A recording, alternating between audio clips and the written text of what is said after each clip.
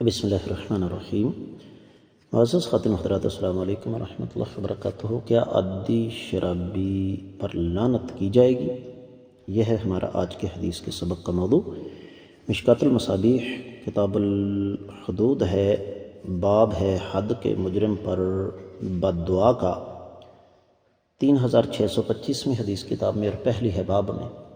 عن عمر بن الخطاب رضی اللہ عنہ ان رجلا اسمه عبد اللہ یلقب حمارا كان يضحك النبي صلی اللہ علیہ وسلم وكان النبي صلی اللہ علیہ وسلم قد جلده في الشراب فأتي به يوما فأمر به فجلد فقال رجل من القوم اللهم لعنه ما أكثر ما يؤتى به فقال النبي صلی اللہ علیہ وسلم لا تلعنوه فوالله ما علمت انه يحب الله ورسوله رواہ البخاری۔ معزز خواتین حضرات، آپ نے سماعت فرمایا کہ یہ حدیث صحیح بخاری میں ہے، اور صحیح بخاری میں یہ حدیث مبارکہ ہے، کتاب الحدود میں 5واں باب ہے۔ شراب پینے والا اسلام سے نکل نہیں جاتا، نہ ہی اس پر لعنت کی جائے گی، 6780ویں حدیث۔ اور اس حدیث کا ترجمہ آپ کی خدمت میں رکھنے جا رہا ہوں۔ سیدنا عمر رضی اللہ تعالیٰ عنہ بیان فرماتے ہیں کہ ایک شخص کا نام عبداللہ تھا، اس کا لقب حمار یعنی گدھا تھا۔ وہ آقا علیہ الصلوۃ والسلام کو ہنسایا کرتا تھا۔ آقا علیہ الصلوۃ والسلام نے اس کو شراب کی حد لگائی۔ ایک روز اسے لایا گیا، آپ نے اس کے بارے میں حکم دیا کہ اسے کوڑے لگائے جائیں۔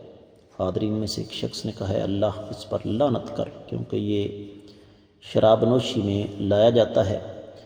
یہ سن کر آقا علیہ الصلوۃ والسلام نے فرمایا اس پر لعنت نہ کرو، اللہ کی قسم میرے علم کے مطابق یہ شخص اللہ اور اس کے رسول صلی اللہ علیہ وآلہ وسلم سے محبت کرتا ہے۔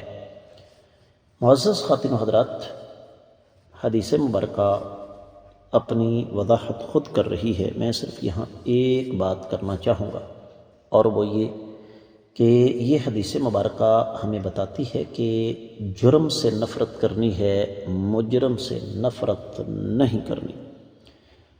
ہم بدقسمتی سے معاشرے میں، جیل میں تو بعد کی بات ہے نا، معاشرتی طور پر ہمارا سلسلہ اس قسم کا ہے کہ ہم جرم کی بجائے مجرم سے نفرت کرتے ہیں۔ اللہ کے نبی صلی اللہ علیہ وسلم کی یہ تعلیمات نہیں ہیں۔